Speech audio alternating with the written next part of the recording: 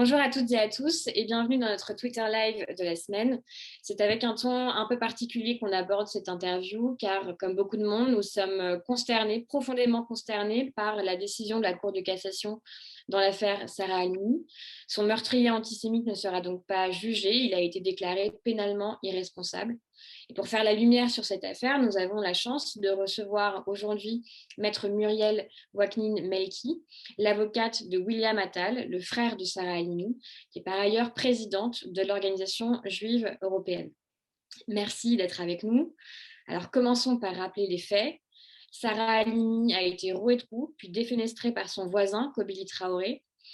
Le caractère antisémite de ce meurtre n'a fait aucun doute. Et pour établir l'irresponsabilité pénale de son meurtrier, les juges ont fondé leur décision sur plusieurs expertises qui ont établi l'abolition du discernement au moment du passage à l'acte, liée à une bouffée délirante aiguë provoquée par la prise de substances illicites.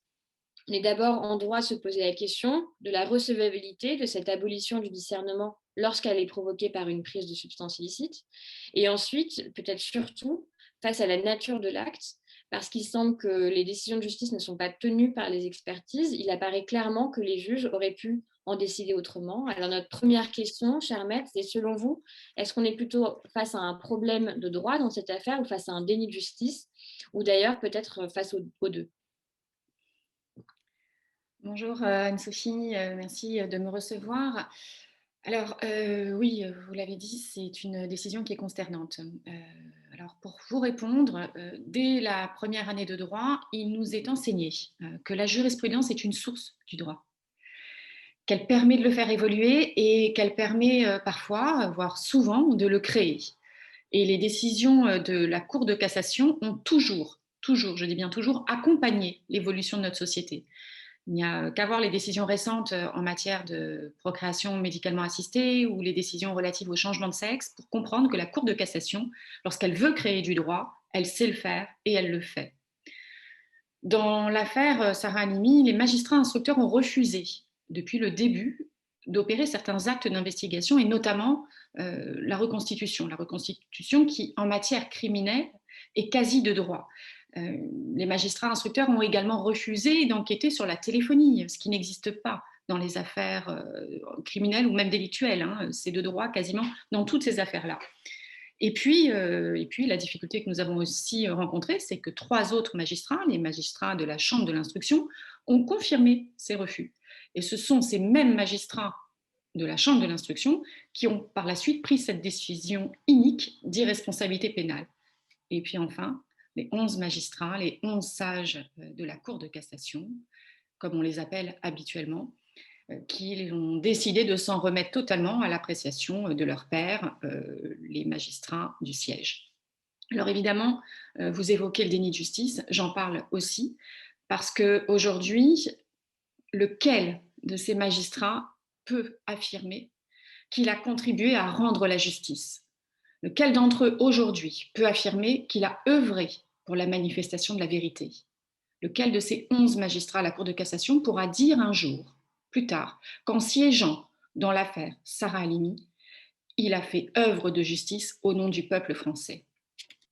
Merci beaucoup, Maître Muriel Waknin-Melki, pour cette première réponse. Et donc, notre deuxième question est la suivante.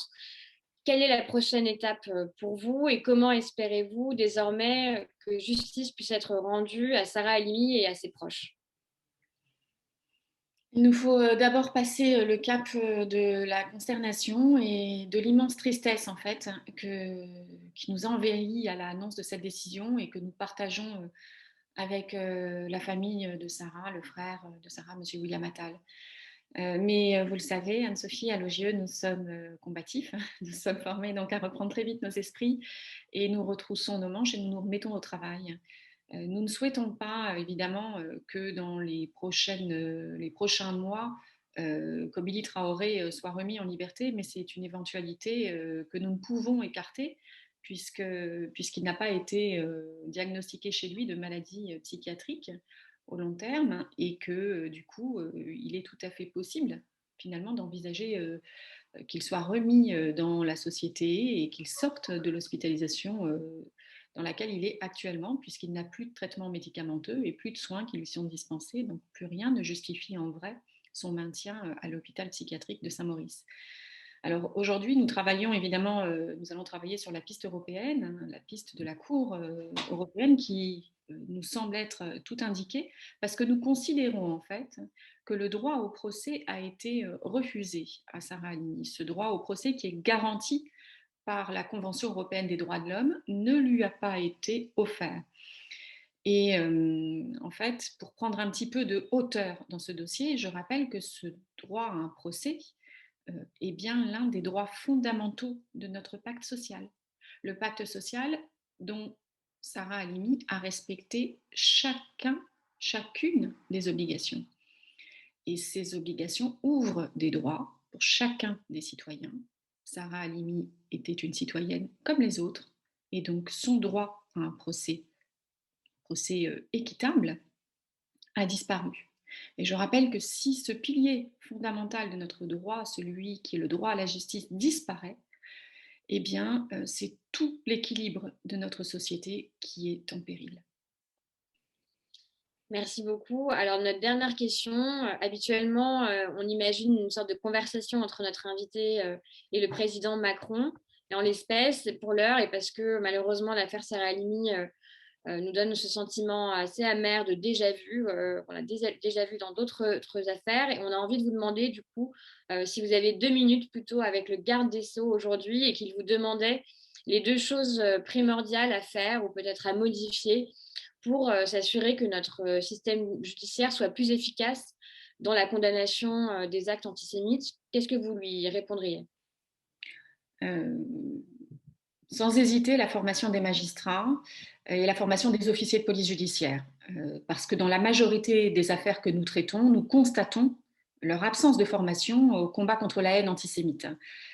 Que ce soit lors des premières investigations sur la scène de crime, par exemple, ou lors des auditions, il y a des réflexes, en fait, en matière de lutte contre l'antisémitisme qu'ils n'ont pas et qu'il leur faut acquérir. Au même moment, un peu après, dans la procédure devant un juge d'instruction, il se pose la question de la qualification des faits. Et nous voyons bien dans les affaires que nous traitons que cette qualification des faits avec la circonstance aggravante d'antisémitisme pose systématiquement un problème aux membres du parquet et ensuite aux magistrats instructeurs. Donc il faut aussi former ces magistrats-là à la lutte contre l'antisémitisme. La bataille que nous livrons à chaque fois est extrêmement chronophage et puis elle est surtout inutile. Ce sont des choses qui devraient arriver naturellement. Alors ce mouvement de prise de conscience de cette nécessité d'être formé finalement au combat contre l'antisémitisme, heureusement, nous n'avons pas attendu le garde des Sceaux pour le constater. Et heureusement, ce mouvement est déjà en marche parce que certains magistrats et certains enquêteurs de police se sont rapprochés de nous pour nous demander à être formés, ce que nous avons déjà mis en œuvre. Alors ensuite, si le garde des Sceaux souhaite accompagner ce mouvement, il est le bienvenu pour nous accompagner. Mais je vous le dis, Anne-Sophie, nous ne comptons pas sur lui pour avancer sur le combat contre l'antisémitisme. Ça fait maintenant plusieurs années que nous avons compris que ce combat se mène non pas avec les membres du gouvernement, mais bien sur le terrain avec des citoyens qui ont décidé de s'investir tout simplement à nos côtés, les magistrats et les officiers de police et les gendarmes, je le précise, en font désormais partie. Merci beaucoup. Merci Maître Muriel Waknin-Melki pour votre temps. Merci à tous et à toutes de nous avoir écoutés. Et peut-être au nom de l'AGC, on transmet à travers vous toutes nos pensées, notre solidarité aux frères de Sarah Halimi et à tous ses proches. Merci à bientôt. Merci à vous.